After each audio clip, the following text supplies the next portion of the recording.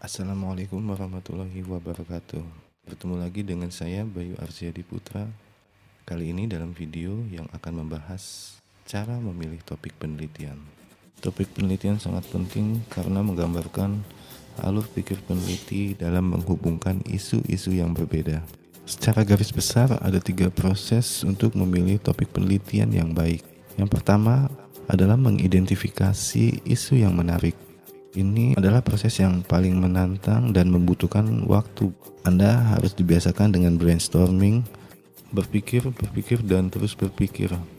Begitu juga dengan membaca literatur terkait, baik itu di jurnal, Google Scholar, koran, website, dan lain-lain.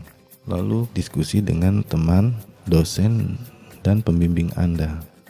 Tahap kedua adalah mempersempit topik penelitian, meliputi apa yang akan diteliti, siapa yang akan diteliti, dan di mana lokasi penelitian. Tahap terakhir adalah menguji topik. Ada 3 hal penting yang bisa digunakan sebagai parameter untuk menguji apakah topik Anda benar-benar layak dan baik. 1. Bisa diperdebatkan. Ada sudut pandang lain atau ada bantahan ketika orang lain membaca topik Anda. Yang kedua, ada dukungan dan bukti. Ketiga, hasilnya harus terukur dan punya konsekuensi. Baiklah, mari kita lihat sebuah contoh topik penggunaan lagu pengantar tidur sebagai komunikasi emosi di antara ibu-ibu suku Pasir di Penajam. Kita lihat apakah topik ini sudah sempit sehingga bisa dilakukan penelitian. Apa yang akan diteliti sudah ada. Lagu pengantar tidur sebagai komunikasi emosi.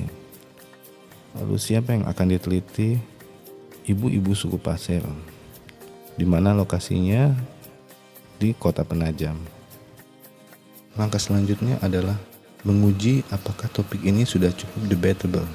Ketika ibu bersenandung kepada anaknya atau bayinya dengan tujuan agar anaknya bisa tidur, maka sudah sewajarnya bahwa di sini ada peristiwa komunikasi emosi melalui media lagu tadi. Oke, dengan kata lain, pembaca tidak akan menyanggah atau tidak akan membantah topik tersebut. Jadi topik ini belum debatable. Oleh karena itu, ketika topik ini tidak bisa diperdebatkan, maka sesungguhnya Anda tidak akan kesusahan dalam mencari literatur atau jurnal terkait. Dan artinya topik ini sudah banyak diteliti oleh orang lain.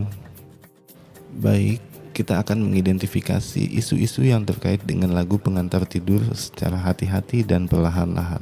Tentu kualitas bacaan, pengalaman, dan pengetahuan Anda sangat menentukan dalam mendapatkan topik yang baik. Ada 4 isu yang sangat terkait dengan lagu pengantar tidur. Komunitas, lirik, pelestarian, dan perubahan.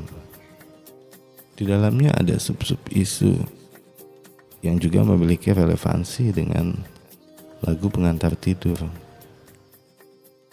Identitas, minoritas, gender, perjuangan kelas, generasi muda, pengasuh bayi, solidaritas, sejarah, dampak, mitos, bujukan atau persuasi, pengetahuan lokal, romantisisme, ekspresi politik, media sosial, arsip, pemerintah, museum, transmisi, berkelanjutan, pendokumentasian, modernisasi, kontinuitas, kronologis, perdesaan, perkotaan, kekuasaan, dan globalisasi.